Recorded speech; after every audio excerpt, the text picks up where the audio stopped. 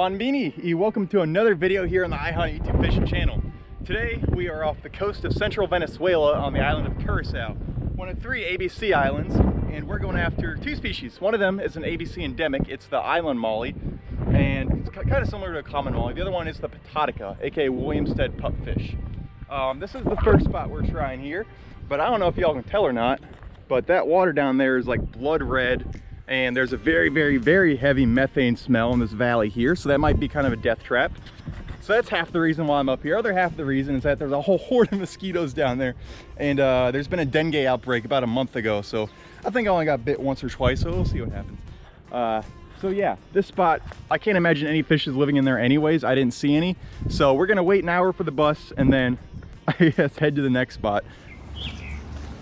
On to the spot we go. Oh my gosh, here's the water. All right, here we are at the next spot. It is at the effluent of the saltwater, I guess, desalination plant here in Curaçao. I think it's the only desalination plant in the island, right across in the ocean. So this water is probably pretty salty, I would think. It's pretty windy, so you can't really see a whole lot, but there's a bunch of mollies right there, and there's only a few pupfish mixed in. So what we're using for bait, we're just gonna have a Tanago tied on, and this shrimp I got yesterday, it's still holding up pretty good. I think down here they like to put salt in the shrimp, so I mean it makes it way more firm, which is awesome. All right, I see a pretty one right there. Don't see it anymore. It's the wind. Will it find and eat the bait? Oh, got him! Heck yeah! Oh wait, no, that's not a. It's a little goby, darn it. There's our first fish of the video. That is a crested goby. I forget the exact name of it scientifically, but there they are. A bit different than the ones we get in Puerto Rico, and definitely different than the ones we get in Florida. These ones seem almost like their pattern is a bit more bold. I like it. Come on, get away, female. Let this male eat it. Oh yeah. Oh, missed him. God. Come on, male. Yep. Got him. Whoa, that's a pretty one. Oh, look at all the yellow in there. Okay, let's not lose this one. There is our lifer island molly, Placilla vandipolis. This species is endemic to the ABC Islands here off the coast of northern Venezuela. So Aruba, Curaçao, and Bonaire is the only place this species can be found. I think along the coast you get into common mollies, but up here it's just island mollies. And the guaru, which you also got in Puerto Rico. So that little fish just spit the hook and swam off, just like all the others. But what I was gonna say is that's probably my most expensive endemic lifer to date. Spent a couple $100 to get that one, and that's not at Guilders, that's USD. But yeah, that's the only species of fish endemic to the ABC Islands that can be found in shallow water. All the other endemics, fish endemics, are deep water species. So, hoping now for that little Patatica. Oh, there's one. Willemstad Pupfish in Willemstad. Imagine if we caught that thing. As soon as I say GoPro capture, tornado time. And I can't see him anymore. There's one big one down there. I wonder if it'll want to eat. Oh, it's looking at it. It's looking at it. I can't tell what's going on anymore, and a molly got it. Okay. It ate it. It ate it. It ate it. There's our pupfish. Woohoo! It's a big female. Look at that. Nice, bro. Finally, after like an hour and a half of trying for him, we finally got ourselves a Willemstad pupfish, named after the city I caught it in. This is also called the Patatica as well. Yep, just like our sheep's head minnow back in the US, except I guess a little different. Also in that trio of species is also the Yucatan pupfish as well. This is in that species group. But yeah, pretty cool. They get a fair bit more colorful than that. They get a lot of blue and black on them. Some of them had over there. I don't know if I should keep trying for that or just hope that I'll find a more colorful one later on. Ooh, actually, that reminds me. Let's break out our secret weapon. Brand new camera. No more lifer photos that are unnecessarily blurry. We're gonna get all the details now, starting with this one. This is an Olympus TG6. gonna scroll on over to microscope mode so it can pick up things that are pretty hard. All right, well, this has been my lifer Willemstad Pupfish and island molly spot. Classic pupfish habitat, I guess, with all that mucky algae stuff going on in there. A little bit brackish. Now, gonna hang out in the shade for a little bit, and we're gonna try a new spot and see if we can't find any more colorful mollies that'll bite, because these, I think I've worn out their patience. They ain't biting no more. So, do that.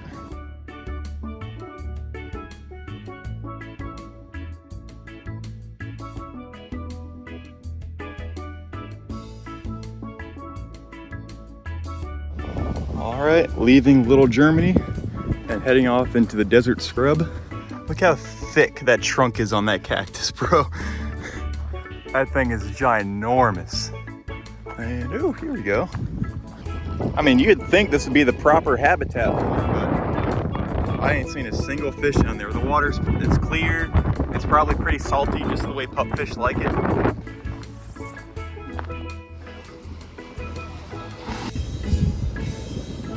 All right, FishNet did say that there's island gobies here.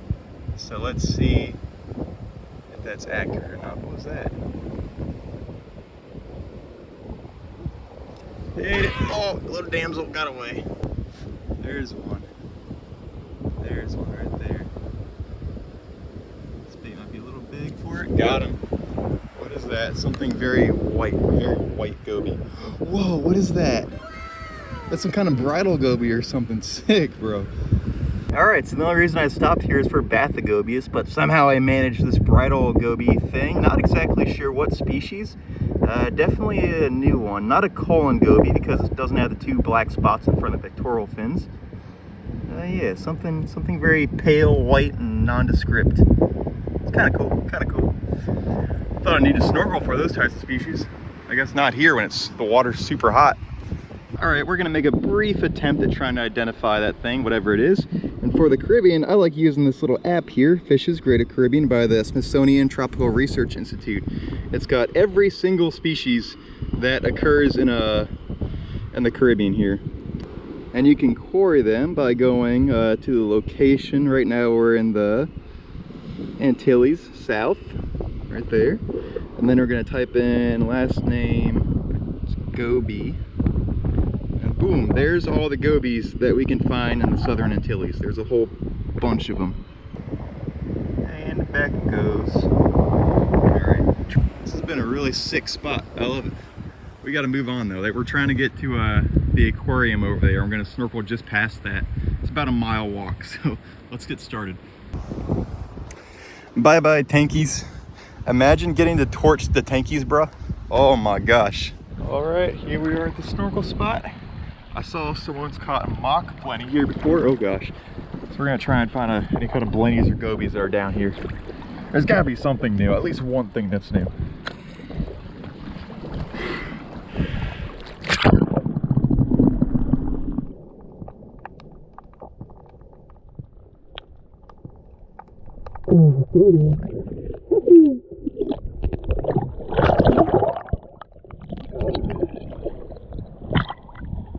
Swim for that one.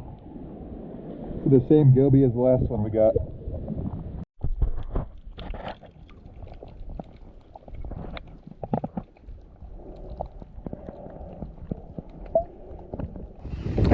Alright, I'm good on this spot. We're gonna head on now.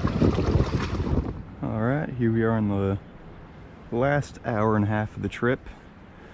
Trying to get a better specimen of these island mollies, or Willemstad Pupfish. There's some pretty pupfish right there, but there's also like 100 island mollies around them, which makes this kind of tricky. Gotta time it real well. There's also a bunch of mullet too.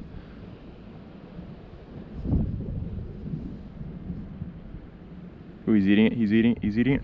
Got him. That's a pretty pupfish. Oh my gosh. Quick photos before the colors fade. All right, so there's our Willemstad Pupfish, a male this time.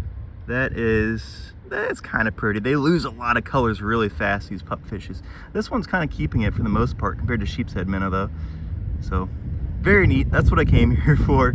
A colorful one of those and a colorful island molly, which I got both of them. So now I can fly back home happy. Ooh, look at that. That's pretty. This. I was just about to do the outro. I noticed Bathygobius here. Hopefully I can get it before. Yep, got him. Woohoo! Now, it's not Antilles frillfin habitat, and if it ain't a frillfin goby, then it's a checkerboard frillfin, which I think it is. Heck yeah, dude. All right, this is the most sure I've ever been that I got a lifer checkerboard frillfin goby. The habitat, it's not Antilles frillfin goby habitat. It ain't like rocky tide pools. It's kind of frillfin goby habitat, but it doesn't really have the first band and the first dorsal fin, that black band. And yeah, it just looks like a checkerboard. Not really sure what the guides mean by the scales not reaching the preopercle edge. You can see them there. I'm gonna take some photos of the nape scales and then hopefully we can ID it based off that, but those things are tricky to ID. And that's a wrap. Well, this has been Curaçao. It was the best of times. It was the worst of times. But more importantly, it was an adventure.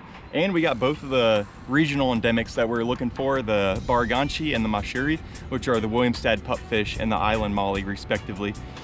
Not a super species rich video, but then again, that wasn't the point of this trip was more so getting my bearings for future international travel, like all the ins and outs of what to expect and whatnot.